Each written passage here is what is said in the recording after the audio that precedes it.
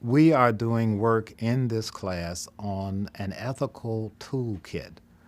One of the tools will be ways of doing ethics. There are different ways to think ethically. For instance, compliance to law refers to the rationalist way of doing ethics. Can you speak to this? If the leadership isn't pointing north, the odds of integrity being an important part of what exists in a company, I've found, are very low. Perhaps another story will even bring it further to life.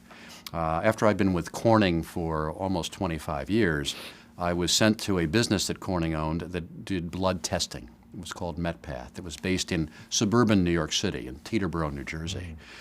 Corning had bought into the business. It wasn't a glass business. It was really a blood testing business. Had grown it dramatically over about 13 years and sent me to New Jersey to spend a year helping to repair the engine room. They felt there was some issues in New Jersey. It was the biggest business by then in Corning in terms of size.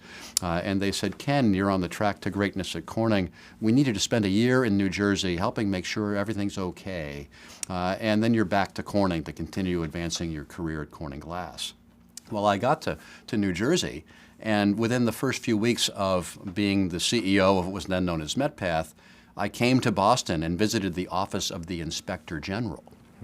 That is not a place one normally would like to visit. And I walked out after about 2 hours of dialogue with some of my Corning colleagues, needing to agree to pay a fine of approximately $200 million to the federal government for alleged Medicare fraud and abuse in terms of billing accuracy issues with the federal government. I returned to Teterboro, New Jersey, to our headquarters, had a meeting within a week with various people doing billing in the medical testing area for Quest Diagnostics, what it's now known as Quest, it was then MetPath. Met with the senior leaders, and during the course of that discussion, I found people were talking about changes to the system, but the word complying with the law never came up. And of course, compliance with the law is the bare essential for ethical behavior. It's the beginning, not the end. And toward the end of the discussion at one point, one of the senior officers in the room in front of about 20 people said, I said, why isn't compliance being talked about? We've just paid a big fine. We're agreeing to pay a big fine. And one of the senior law officers who reports to me said, Ken, you don't understand. You don't work in the laboratory business. No one expects us to comply with the law. There are more than 50,000 pages of Medicare regulations, so no one really expects us to comply with the law.